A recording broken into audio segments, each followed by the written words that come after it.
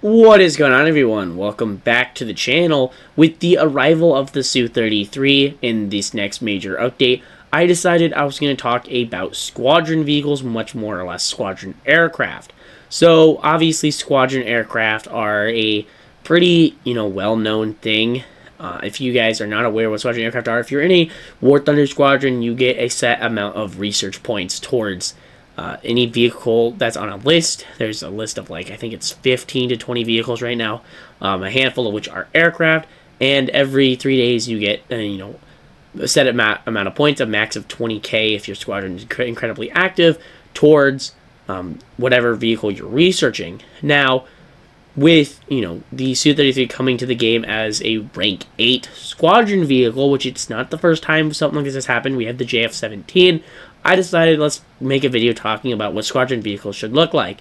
Now, my personal opinion, a squadron vehicle should kind of be an aircraft that isn't really unique, but is a subversion of, some other aircraft. A great example of this is the, Su-33. It's a navalized Su-27. Doesn't really have a place in the game because it's, well, like I said, a slightly better Su-27 base model. So there's no reason for it to be in the tech tree. Another great example is the F-117. Is it unique? Absolutely, but it's also only found in one tech tree. It's a stealth aircraft. It's not found in a bunch of other tech trees. It's a one-of-a-kind aircraft, so it should be a one-of-a-kind aircraft and a option for a bunch of other people to get. If it's just a tech tree vehicle, only U.S. players have access to it.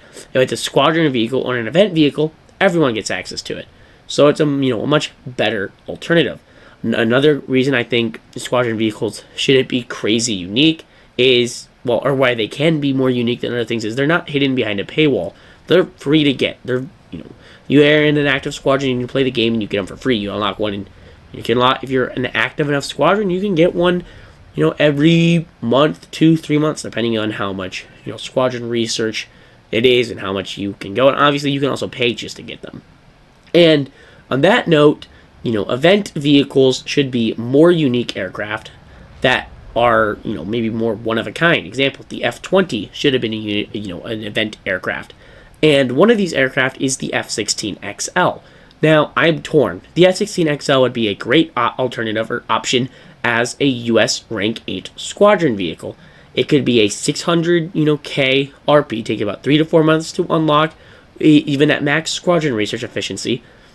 And it'd basically be a strike version of like an F-16. It would be an F-16A with wider wings and more strike ability, be heavier. Wouldn't be great for, it would be okay for air-to-air combat, basically.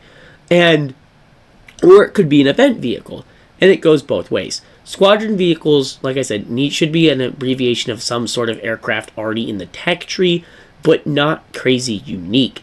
And, there's obviously not, the U.S. does not currently necessarily need a squadron vehicle, but as far as I'm concerned, the U.S. only has 2 strike aircraft as squadron vehicles.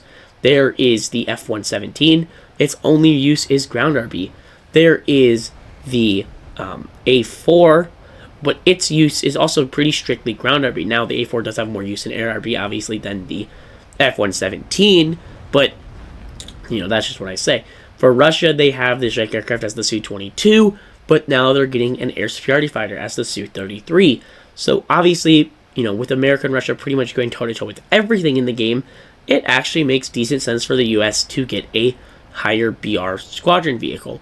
Now, this is not, completely unlikely to as a reasonable thing, but I do think we should see squadron vehicles for some other nations first. If I remember correctly, Italy, Israel, and Sweden are the 3 nations that are currently lacking a squadron vehicle. Japan has the F-5E FCU, and China has the JF-17. So these nations should get a squadron vehicle, even if it's a lower or mid BR1. I do think it's something that we should see. I also think Gaijin should offer more lower BR squadron vehicles, like maybe old battle pass vehicles that are pretty unique, because not everything needs to be top tier squadron wise.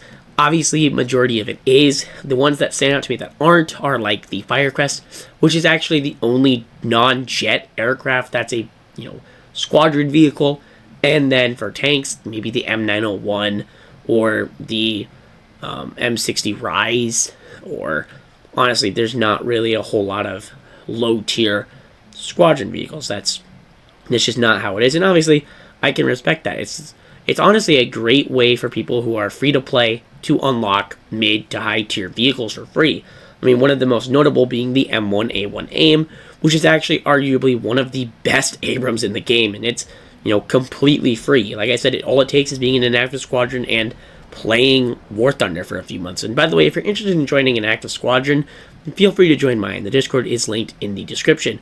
Also, on that same note, you may as well hit that like button and subscribe, because these videos aren't easy to make, and it really helps out the channel a lot. So, anyways, back onto the subject. Obviously, I think we should see new squadron vehicles. And on the same note, like I said, I don't think they need to be crazy unique, but still have a unique aspect of a newer, variant. So, obviously, the F-16 XL is an aircraft that's on the table. Like I said, the XL is basically just a strike version. It was from the, lightweight fighter, or wasn't from the lightweight fighter. It's the same aircraft that competed against the F-15E. The F-15E has found its way into the game. I think it's time we see the F-16 XL. It'd be a really capable air-to-ground platform, and it would be half decent in air-to-air. As far as I remember correctly, and actually it is, I do remember this, is it's a Fox 1 carrier only, carrying AIM-7s, or just carrying IR missiles, which puts it in the same boat as the Su-33, which is a pretty fair comparison to go up against the Su-33. Except that it gets guided ordnance and the Su-33 does not. Now, another option is the F-18A. Obviously, this is well in the future, as I don't think the first F-18 should be a squadron vehicle or a premium, and it should definitely not be hidden behind a paywall. So, once we get the Hornets into the game, the F-18A is actually not a bad option as a squadron vehicle. It'd be confined to carrying Fox 1s and Fox 2s like the Su-33, as well as having unguided CAS options like the Su-33, and I believe it has a handful of guided options like the AGM-62 Walleye, which is the same sort of AGM found on the A4 at 8.7, so not crazy broken. Now, also, it's not really a necessity. We don't need to see new squadron vehicles. It's more or less just a really, nice benefit, and it could help, free-to-play players. I do think we need to see squadron vehicles for nations that don't have them. Like, Israel doesn't have an aircraft one, Italy doesn't have an aircraft one, and Sweden doesn't have an aircraft one. And these are all nations that could definitely benefit from getting squadron vehicles, especially aircraft. And also, Gaijin should definitely make squadron vehicles go on sale. Currently, they're not included in any sort of sale throughout the year, and I feel like they're losing money by hiding these. Again, not really hiding them in a paywall, as they are free to get vehicles, but they'd make a lot of money if they went 50% off on the major sales. Let me know what your guys' thoughts are down below in the comments about squadron vehicles. Make sure to hit that like button and subscribe, and I hope to see you guys in a later video.